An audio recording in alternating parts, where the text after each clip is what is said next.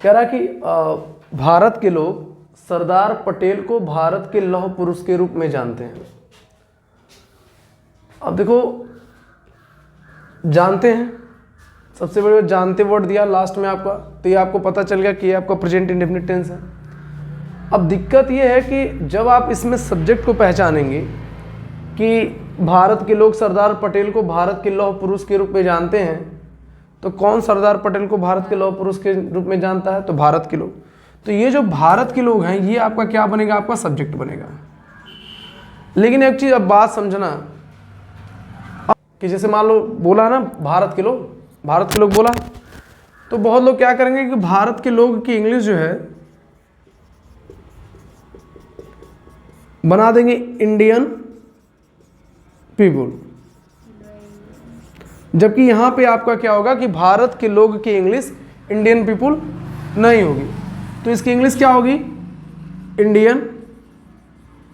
क्या हो जाएगा? इंडियन। अच्छा, मैंने बताया था इंडियन आपका क्या है? प्रॉपर नाउन है। और अगर प्रॉपर नाउन है और जब नेशनैलिटी की बात करता है, मैंने कल बताया था कि जब प्रॉपर नाउन नेशनैलिटी की बात करता है तो वहाँ पर हम उसके पहले क्या लगा देते हैं? आर्टिकल द लगा देते हैं। तो इसका मतलब यहाँ पे क्या होगा? भारत के लोग की इंग्लिश हो जाएगी द इंडियन।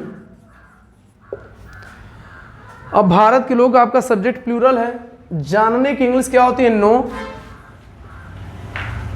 तो यहाँ पे आपका क्या हो गया? नो हो गया, द इंडियन नो।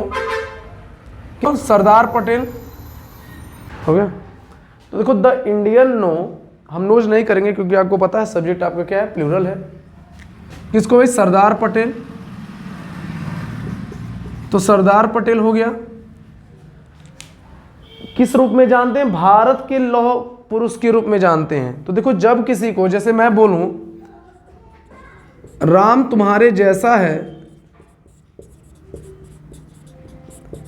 तो राम इज एज यू भी आप बोल सकती हो और लाइक भी लगा सकती हैं।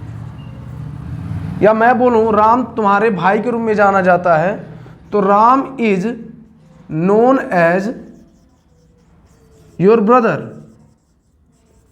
कि राम तुम्हारे भाई के रूप में जाना जाता है, तो उसका ट्रांसलेशन क्या हो जाएगा कि Ram is known as your brother. तो यहां पर आप देख रहे हैं हम एज का यूज कर रहे हैं, एज का ना। वैसे इस सेंटेंस में क्या हो गया कि भारत के लोग सरदार पटेल को भारत के लौह पुरुष के रूप में जानते हैं, तो the Indian know Sardar Patel as the iron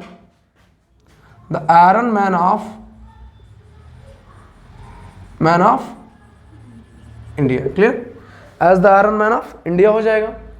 अब कह रहा है कि वे एक कुशल प्रशासक थे।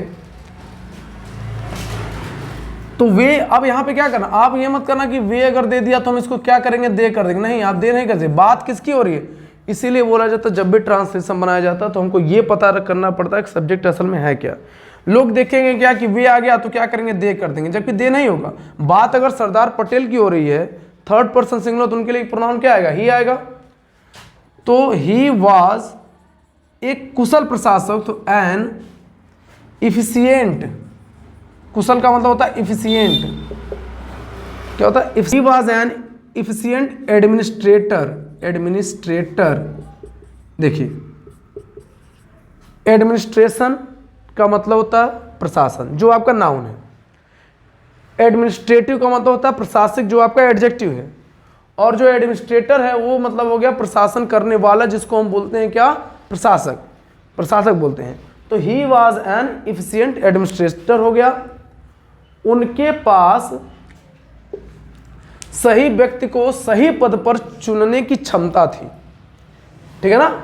तो यहां पे क्या होगा? क्षमता थी। जैसे मैं बोलूं कि तुम्हारे पास कार था, तो आप क्या बोलेंगे? You had a car. अब ये ट्रांसलेशन बनाएंगे ना, यू हैड अ कार। वैसे ही क्या होगा कि उनके पास सही व्यक्ति को सही पद पर चुनने की क्षमता थी, तो ही हैड, सॉरी हैज नहीं, हैड होगा।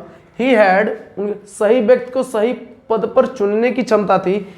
चलिए कैपेबिलिटी कर दिया गया। He had